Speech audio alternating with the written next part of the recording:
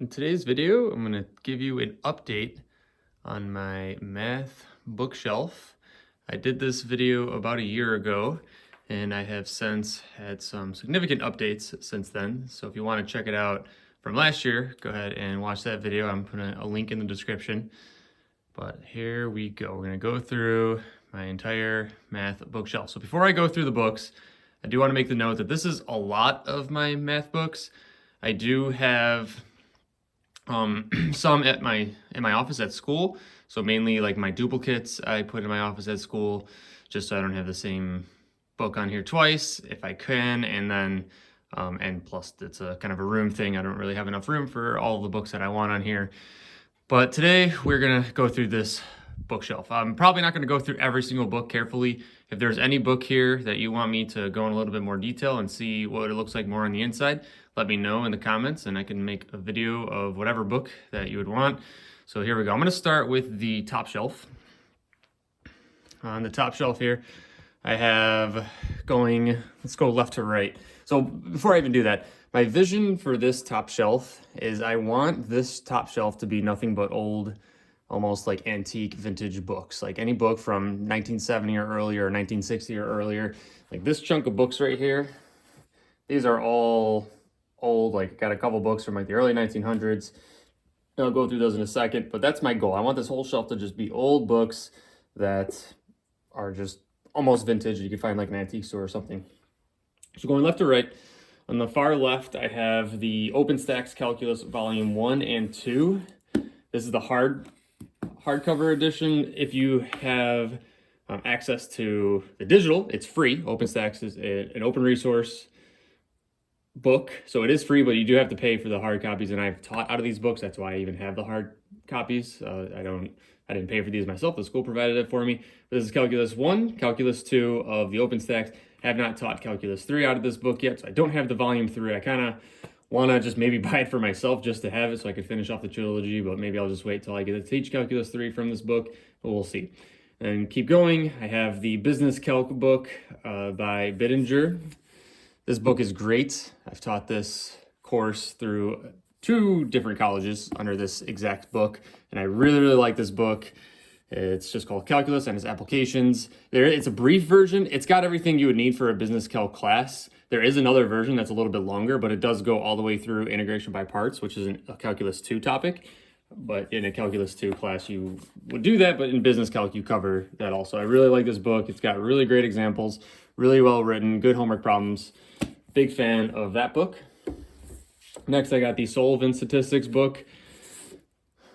Pretty popular book in colleges across the U.S. This is the most updated version. I think there might be one coming out this next fall, maybe, or one just came out, but it's pretty updated. I like this book a lot. Taught this at a number of different colleges also that uses this textbook. Really great examples. You have also access to Pearson MyLab, which has a StatCrunch, which is a really good resource for this class. And the book has a lot of explanations on how to do it, like the problems by hand with there's like a TI-30 type of calculator, or using a TI-83 or an 84, or even the StatCrunch for Excel. So it's really cool that it has all those resources available to you if you buy this book. It has explanations of everything as you go through there.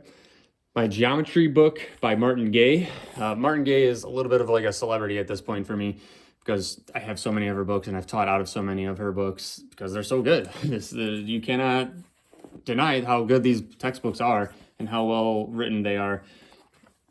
And the geometry, and I will talk more about her a little bit later, but that's the geometry book. I'm going to skip this middle chunk and then I'm going to come over here to the right side, and then I'll come back to the middle chunk here. I got the Finney and Thomas calculus book. Haven't really looked through this. I think a coworker had some extra textbooks laying around, and I just kind of took it. They're like, yeah, I don't want it, so I just took it. Or maybe it was on like a shelf somewhere that like the library was giving away free books at the school I was at. I don't remember even how I acquired this book, but I just took it because I'm like, math textbook, yeah, I'll take it. So I haven't really looked through it a whole lot.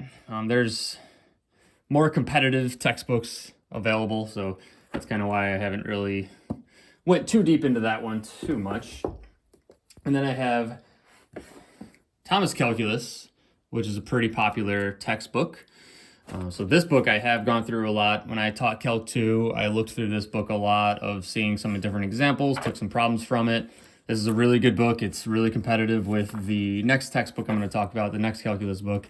But this is a really, really good book. A lot of my copies are the instructor version, so that's good. But this is definitely a textbook that I would recommend buying if you want to learn calculus. This one and this next one, which I have 2 copies of this on my bookshelf. So this is the Calculus by Larson. This is another really popular calculus book available in colleges. This is actually my textbook from college. This is the one that I used when I took calculus in college. And the cool thing, even with the Thomas calculus that I just talked about, this one, I think this one also, but they have Calc 1, Calc 2, Calc 3. So all of the calculus sequence that you would want all in one textbook. So you don't have to buy individual books, not like the business Calc 1, which only has business calc, which is essentially Calc 1 and a little bit of a slice of Calc 2, like integration by parts and area between 2 curves. There might be like a third topic in there, but those are the 2 main topics that you would do in a business calc class. So this book only has that. And I think the non-brief version extends a little bit more, but for business calc, that's all you would need. But for these books, this is everything. Calc 1, Calc 2, Calc 3. And this is actually the textbook I used in college. The exact one. It's really cool because it has a lot of like the derivatives and integrals at the front, some trig identities. I remember just constantly flipping to this page to look through the derivative things, and because my memory wasn't the greatest at the time in terms of like memorizing all these derivatives and everything. So I just, every time I'm doing homework, I just flip to this. And I think it's even, you could like rip it out, or they have like a little thing that you could rip out. Maybe I ripped it out at some point to put it like with me in my backpack or something. But here is that. And then I also have, so I have that. And then I do have the most recent version of that same book. So this is the same one, which I'll talk about this shelf in a minute, but I do have the most updated version. Now the middle. This is my favorite part of the top shelf, at least, probably the whole shelf almost. These are all of my old books, besides the Baldor. This is not an old book, but it's just like a really cool book, which I've made a video on this one, so I won't go into too much details about this, but this is a really awesome algebra book. It is all in Spanish, but that's okay if you don't speak Spanish, because all you really do know is just the problems and then the answers. And if you do speak Spanish, though, it's an awesome resource because it has a lot of great problems, a lot of great explanations. The problems are really, really hard to a certain point. Like, it really ratchets up in the difficulty. So that's something to keep in mind if you want to buy this book. One of my favorite math books ever. I do have a video dedicated to that one, which I'll put a link in the description if you want to check that out further. Now let's go through this part. So this first book here is a calculus book. It's called Kel's Calculus. This book is from 1943. 1943. This is a 1943 calculus book. This is written by Lyman Kells, professor of mathematics at the United States Naval Academy. I've worked through a lot of these problems in this book. Maybe lots is a little bit of an exaggeration, but a decent chunk of problems I've gone through, because I like to pull problems from different textbooks when I'm doing, oh, this is awesome, when I'm making tests and quizzes and stuff, or just like practice problems in class. This is really cool. It's like using, like I said, this was a person from the Naval Academy or something. So they're using some like Army/Air Force or Navy examples. That's pretty cool. Like this book, it's fun.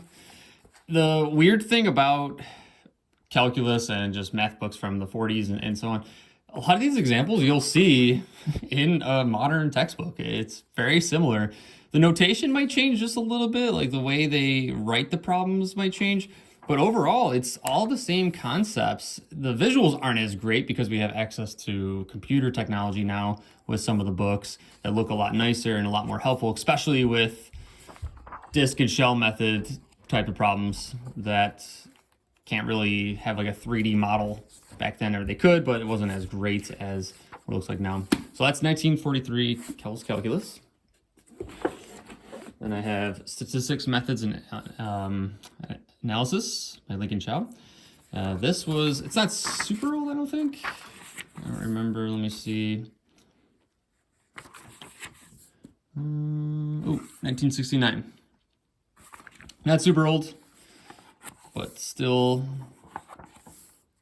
pretty decent. Haven't looked through this book a whole lot. The statistics books, like if you go back, they're all a lot of like by hand calculation based, where now we really just use a lot of technology, and they didn't really do that a lot then. So it's kind of hard to go back and pull some problems and explanations, because they do go into the, like a lot of detail about the calculations and everything. But nothing wrong with that. Another statistics book, General Statistics. This was, I believe, the 70s. The people's names are still in the books from who owned it. I bought these books at Half Price Books, like super cheap. Pretty awesome. Where's the dates? 1977. Yeah, so not super old or anything again, but still a really cool book. I like this book a lot. I've pulled problems out of this, or just like some video problems. Like if I'm making a video, I'll pull problems out of this book sometimes, just parts of it at least. And some good explanations. This is where we're getting a little bit more modern, presentations improving a little bit. So that's 70s statistics. I really like the way this book looks though, the blue purple. That looks awesome, like the silver. Really cool book there. Another calculus book. This is by Sherwood and Taylor. These old books, just the feeling of them is really awesome. The look of it, like I like the idea of a student walking around a college campus with just this book in their hand and like a piece of paper or something. Like that's really cool to me. Like this just looks really cool. I had a college geometry book when I was in college that looked similar to this. Like it was just like a blank cover with nothing on it besides like the binding had a name on it. Like I felt really cool walking around with a geometry book, you know. What do we got? So what year was this? Let's see. I think, I remember correctly, it was just 40s. Yeah, about 40s. So first printing, 42, goes through ninth printing, 46, and then into the 50s.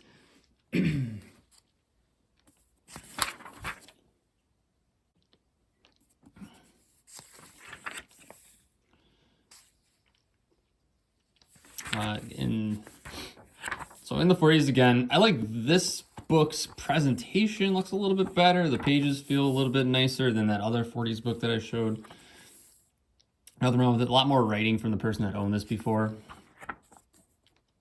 Yeah, if you want any of these books in full detail, I will definitely make some videos over more of these books, but I don't want to spend too much time going through each book.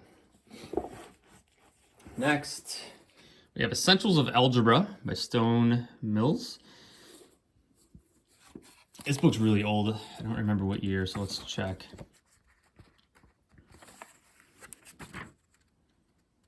It's this page.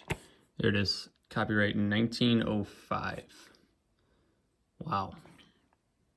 1905.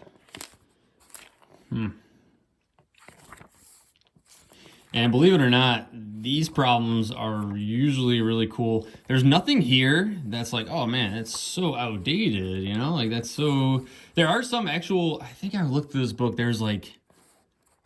Oh, I wish I could remember what it was. There was something where I'm like, I have never seen that in an algebra book. Like we don't do that anymore. But a lot of it was a lot of common ground of stuff that we would still do in today's classes. I cannot remember what it was though. It was something with inequalities. But I don't remember where it was or exactly what the problems were. It was something that I'm like, I've never seen an algebra book today actually covered. Let me see if I could find it real fast.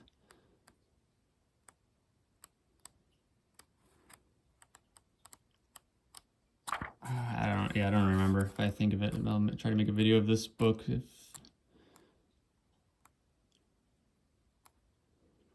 I think I'm getting closer. No, I don't know. Yeah, really cool book, 1905. Really old. Fundamentals of Algebra, first book. And they even have this criteria of with answers, because that's wasn't really common in a lot of these books. Just out of curiosity, let's see, this 1905 book. It says brief course at the bottom, but let's see if it has answers. I'm not really sure, I don't remember. Not seeing any. We're in the appendix. I don't see any answers in this book. Check the contents. Does it say? Let's check the contents real quick.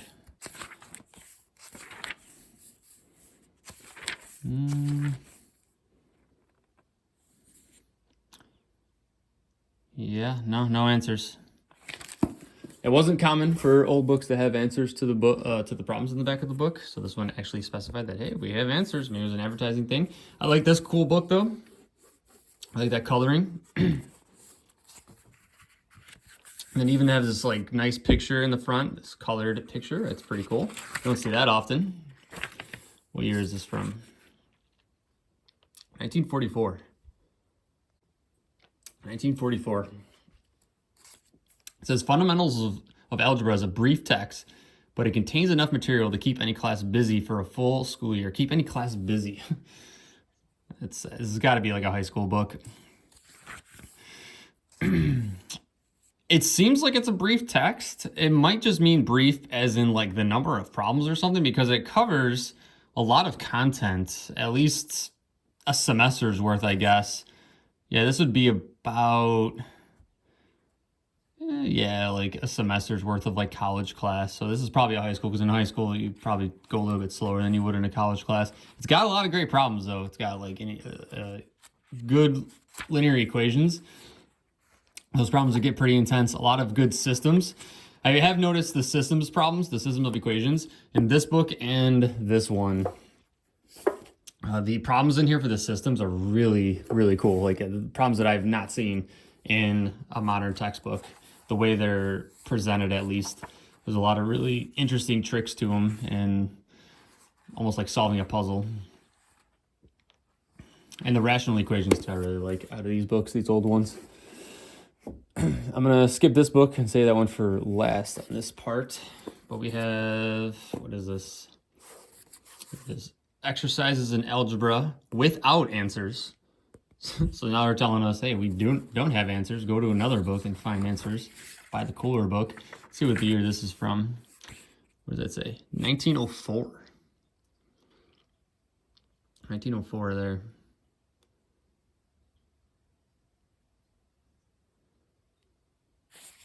And then it says, so I can't read that.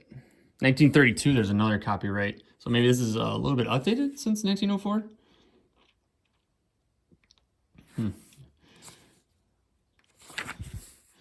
This book is purely problems. It has no explanation at all. And I found this book in the tutoring center at a school that I worked at. I was up there looking at their math books, and I saw this book. And it was just sitting on the shelf, just being completely unappreciated. And I'm like, whose book is that? And they're like, oh, we just found it. Or they just said, like, it really was nobody's. And then they're like, do you want it? I'm like, yeah, I want it. So, so they gave it to me. It's just a book of problems. That's all it is. There's no explanations. And it even tells you that there are no answers in this book. It's just a book of hundreds and hundreds of problems. That's all it is. This might have been like a companion piece to, look at this is crazy. And the page I opened up to even has some people's work. Maybe this was like a companion piece to like class textbooks or something. Like maybe they use this as, like, all right, go to your, like the workbook almost. Like maybe this is what workbooks looked like back then. Yeah, it says the aim has been to provide as compactly as possible a series of exercises that conform in arrangement with the order of the leading textbooks, and that both in degree of difficulty and in scope shall include the work prescribed by high schools and academies, as well as universities, as well as university and college entrance requirements. So I guess that it is just like a giant workbook, a hardcover workbook. That's awesome. Really awesome. Whole giant thing of problems. Whoa. Look at this.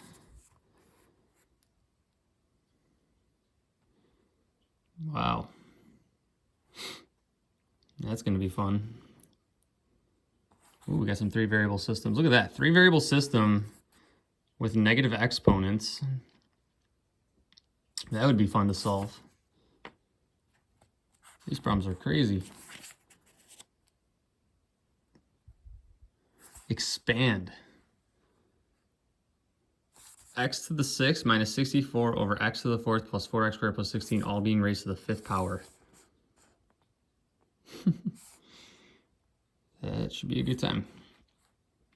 And it's like when you look through this with just exercises, it's like, how do I, like if you don't know, if you're looking at it, like there's got to be some sort of like secret or shortcut like that they're trying to get across, you know, like some sort of theorem that they're trying to enforce rather than actually expanding it all out. But when you don't have the actual explanations to it, it's a little out of context, and it's just like all right, well, just brute force and expand this out.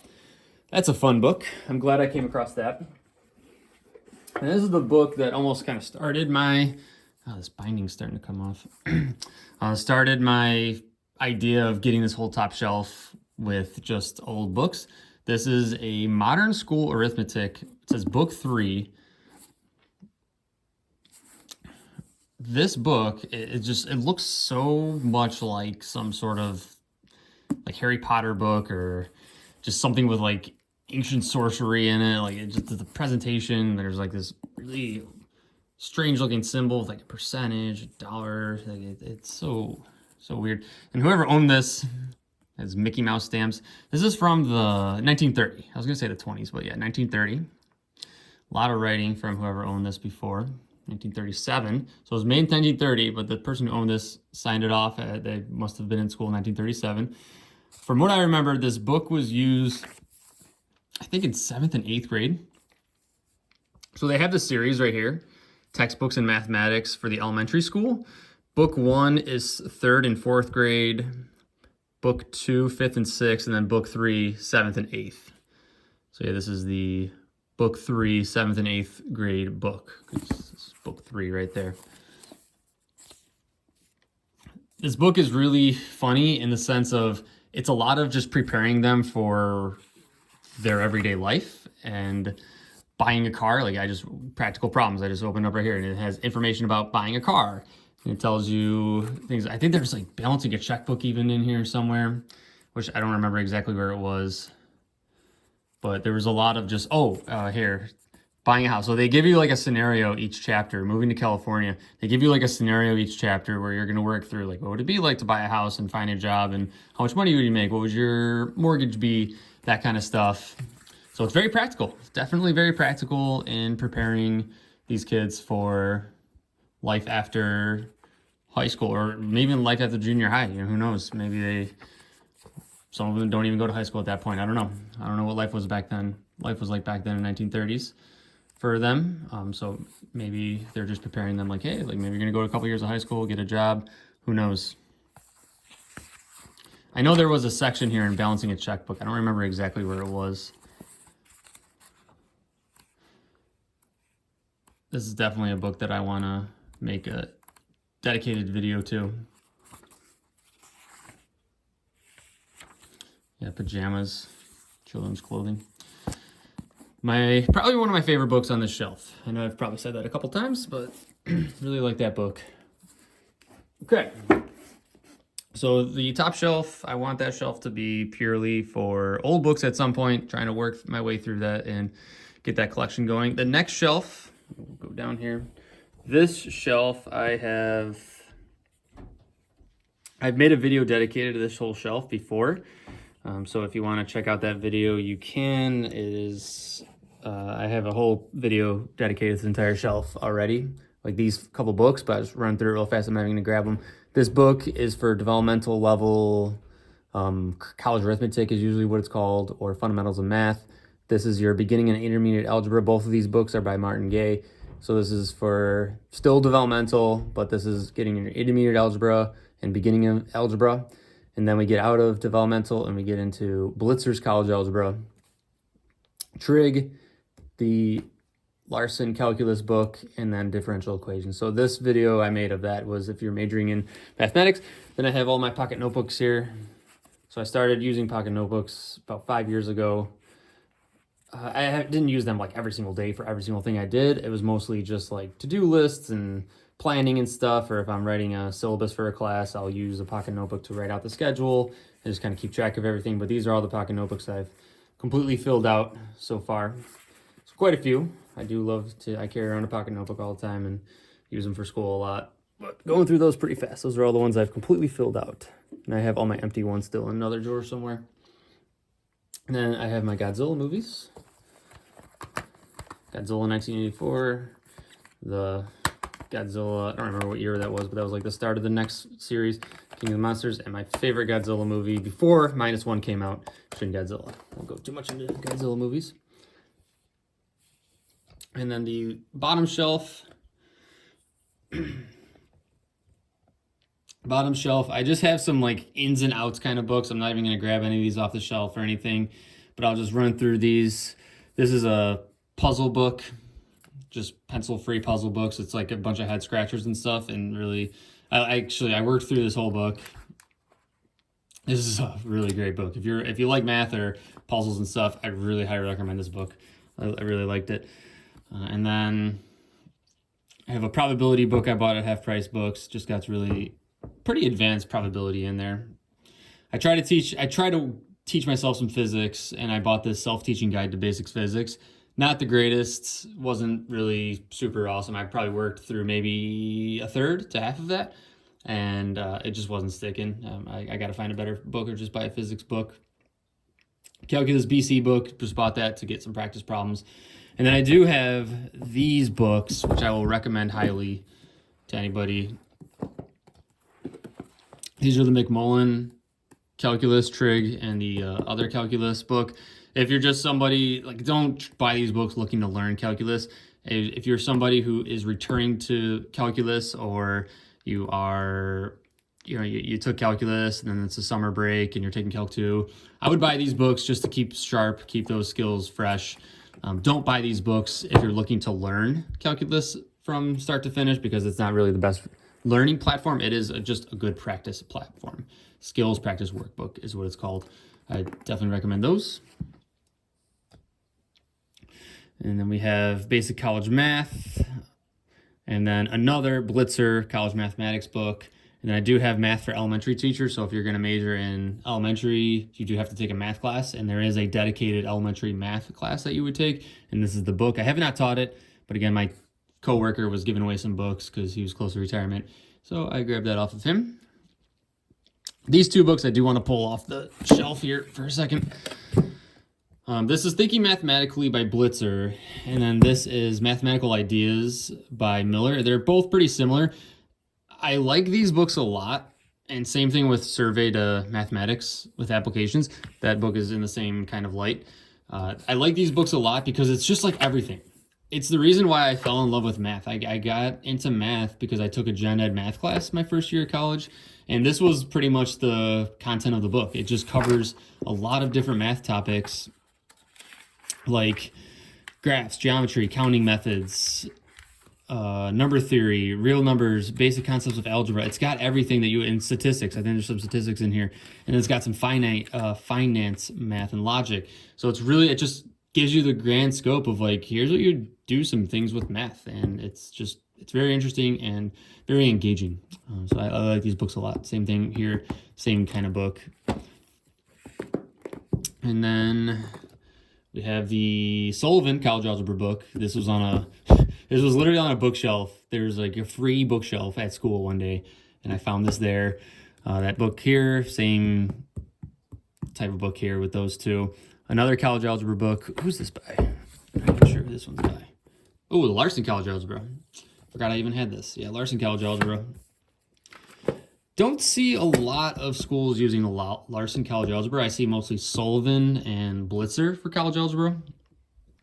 Don't see a lot of schools using Larson, so I'd be interested to see if anybody's had experiences with that. And then another business calc book here. Yeah, so that's the whole bookshelf. Oh, and the top. I just have some Godzilla statues with King Kong. I have Shin Godzilla, King Kong, and then just a Godzilla. And then some just collectibles and stuff of Godzilla. So let me know if there's a book here that you want me to go into a little bit more detail on. I would love to record some more videos on it, but I try to keep this video pretty decently short. I know it went a little long, but this top shelf, I could spend much, much longer going through those books. So thanks for watching, and let me know if there's any books you want to see more of.